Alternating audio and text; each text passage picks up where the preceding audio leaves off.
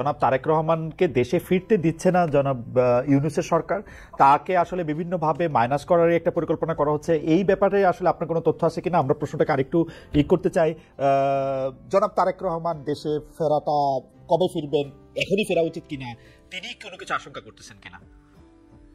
আমি আসলে I have no idea উনি কি প্ল্যান করতেছেন, অথবা কারণ আমার তো এটা থাকাও না, হ্যাঁ, স্বাভাবিক না আসলে। কিন্তু আমি বিভিন্ন ভাবে বিভিন্ন সূত্রে যা জানতে পারি অথবা যা বুঝি যে বিশেষ বিশেষ যে গোষ্ঠী আছে সেই গোষ্ঠী বাংলাদেশে সহসা নির্বাচন হোক এটার পক্ষে তারা না। তারা চান বাংলাদেশের যে অবস্থায় বর্তমানে আছে অন্তর্বর্তী সরকার, এটাই আরো দীর্ঘায়িত হোক, অন্তত 2-3 বছর আরো দীর্ঘায়িত হোক, এবং তারপরে তারা একটা অবস্থাতে গিয়ে নিজস্ব একটা সুবিধা মতো পর্যায়ে পৌঁছে তারপরে তারা ইলেকশনটা দিতে চান। এবং তাদের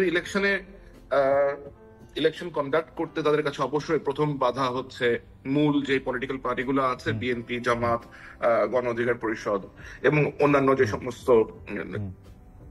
লাইক আপনার লিডারশিপ আছে তারা। সুতরাং অবশ্যই তারা তো চাইবেন না যে মিস্টার তারেক রহমান বাংলাদেশে যাক, বাংলাদেশে গিয়ে উনি ওনার লোকজনের সাথে ইনভলভ হোক।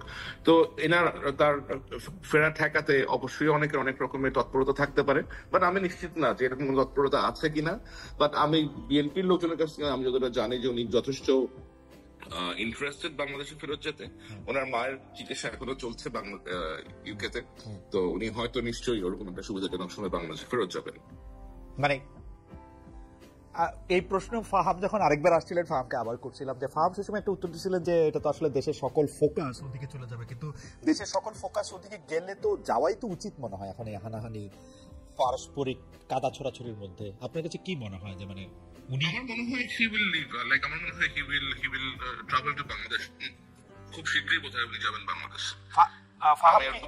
ফাহামকে এটার একটা এক লাইনে কিছু বলবেন যে আপনার কি মনে হয়?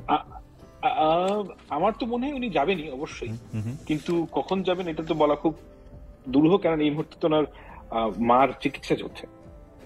আর উনি বাংলাদেশে যাওয়াটা এটা একটা ঘটনা ঘটবে, তো আমার কাছে মনে হয় না যেটা হুট করে হওয়া সম্ভব। মানে উনি যদি প্ল্যানও করেন, হুট করে হওয়া এটা সম্ভব নয়। উনি তো আমার প্রোফাইলের মানুষ না যে আমি টিকিট কেটে চলে যাবো। ওকে, আচ্ছা আচ্ছা, বুঝতে পারছি। মানে ওনার বোধহয় এখন আরো 2টা মামলা আছে, এখনো বোধহয় ওনার আরো 2টা মামলা পেন্ডিং আছে, এরকম কিছু একটা মামলা পেন্ডিং থাকলে তো আরো বেশি করে যাওয়া উচিত। কারণ হচ্ছে যে আপনি তো আপিল করতেছেন মামলা কোয়াশ করার জন্য, মামলার যে আসলে গ্রাউন্ডই নাই সেটার ক্ষেত্রে মিনিমাম আপনাকে আসলে কোর্টের সামনে হাজির হইতে হয় গত অন্যায় বলার জন্য। এইটা যে উনি অ্যাটর্নি জেনারেল ফাইল দিয়ে পাঠাইতেছেন এটা ঠিক হইতেছে না, আই এম টেলিং ইউ। এটা উনার হাজির হয়ে এগুলিকে বন্ধ করা উচিত। একদিন আসলে একদিন উড়ে যাবে সব, যেটা হলো আমার আন্দাজ। সরকার যদি বাধা না দেয়। মামলাতে বোধহয় ওনার সাজাও হয়ে আছে, বোধহয় কোন একটা মামলাতে সাজা হয়ে আছে। সাজা তো বাবর সাহেবেরও হয়েছিল, কিন্তু মানে ওগুলি তো আসলে যাই না। আচ্ছা আমি যেটা নিয়ে আসলে আমরা কথা বলতে পারবো বা আমরা জানতে পারবো, ফাহাদ যদি আমাদেরকে পরে জানলে জানান তাহলে হয়তো আমরা জানতে পারবো, নাহলে তার আমাদেরকে জানা সম্ভব হচ্ছে না।